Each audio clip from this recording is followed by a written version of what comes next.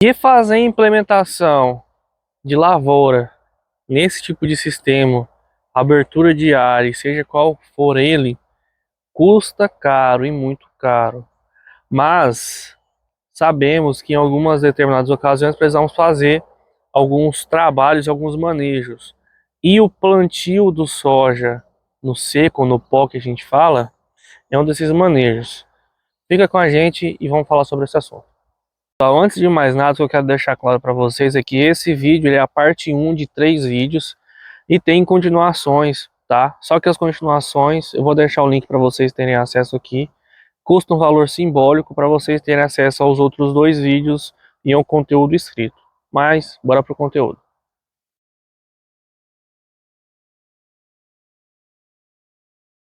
Sistema no plantio de soja, seja ele com cobertura ou sem cobertura, plantio direto ou convencional, o plantio no pó, ele tem alguns benefícios que se pode ter em questão de agilidade de tempo e tem alguns pontos negativos que sempre vão acontecer, sempre vão estar presentes, e tem outros que podem vir a acontecer, a depender basicamente do tempo que essa semente fica no solo e propriamente dito do tempo, se chove, se não chove, se o tempo fica muito quente ou não.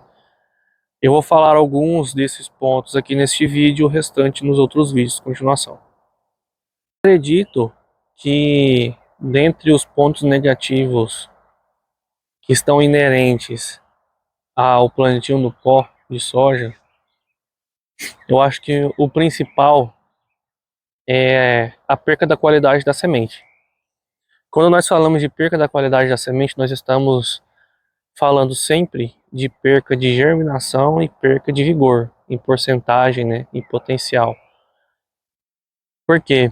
A semente ela sai de um meio climatizado, resfriado, com a umidade baixa, de 12 a 14%. Chega nos barracões aí, já sofre um choque térmico, porque os barracões, por mais que sejam cobertos, não são aclimatados em 99,99% das vezes.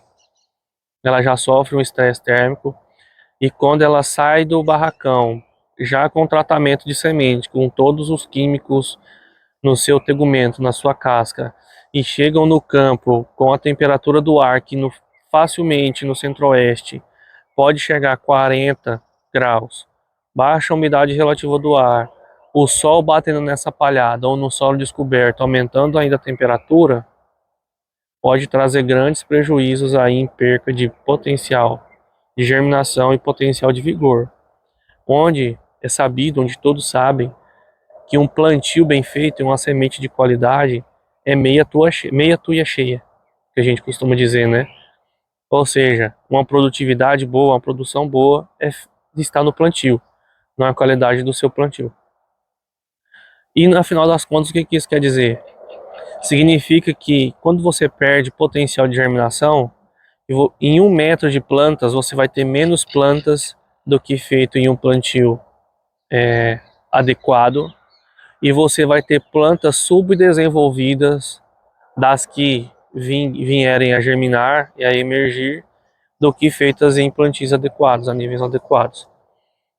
No final das contas, é baixa produtividade. Então vamos lá, se vocês estão achando interessante esse vídeo e se estão gostando, se inscreva no canal, deixe seu like e não se esqueça que esse vídeo tem continuação, tem mais no mínimo 2 vídeos e o link está na descrição desse vídeo, é o primeiro link. Um valor simbólico de R$5 a R$10 você consegue levar os 2 vídeos. Beleza? Tamo junto, um abraço. Eu acredito que o único ponto a ser dito como positivo é que você consegue adiantar seu plantio. Em caso de fazendas que plantam algodão, conseguem plantar algodão ainda dentro de dezembro, dependendo da variedade e da região que você está. Em caso de safrinha, pessoas querem começar a plantar safrinha cedo, antes de acumular 100 milímetros, 50 milímetros na área. Quando começa a chover e as pessoas começam a plantar, a sua lavoura já está toda emergida, já está toda para fora. Isso te dá vantagem aí de no mínimo 10 dias na frente dos seus vizinhos em questão de abertura de janela de milho, em questão de plantio de milho na safrinha. E a mesma coisa é válida para se você quer fazer um capim-lavoura, se você quer fazer qualquer outro tipo de coisa, quanto mais cedo você faz, melhor. E esse tipo de plantio te fornece isso, consegue te entregar isso, visto que você planta no pó justamente por isso. Enquanto todos ainda estão esperando acumular 50, 100 milímetros, sua semente já está no campo esperando para nascer. Mas, porém, todavia, entretanto, eu quero evitar todo esse tipo de problema. O que eu faço? Para cada ponto negativo, nós temos um meio de ajustar, além do ideal. No caso do plantio e da temperatura, nós podemos deixar aí um plantio um pouco mais fundo, tá? Em solos arenosos, principalmente. Por quê? O solo arenoso não é um solo que retém umidade, diferente de um solo do tipo argiloso. Onde, em condições ideais, nós fazemos o plantio independente se é areia ou se é argila na mesma profundidade.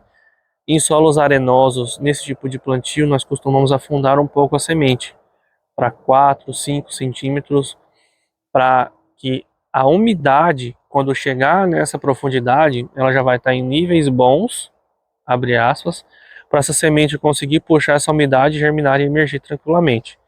Diferente do tipo de solo do plantio argiloso. Nós fazemos o plantio convencional normal, 2 a 3 centímetros, sem problema nenhum, que a argila consegue reter bem a umidade. E em questão, para driblar o problema da perca de germinação, de vigor, nós sempre colocamos algumas sementes a mais. Então, vai aí um cálculo básico, né? Você tem que fazer o cálculo de população para saber o quanto que você tende a perder de germinação e de vigor e o quanto que você tem para repor, para suplementar no seu plantio em questão de sementes. Vai gastar um pouco mais de semente? Vai gastar um pouco mais.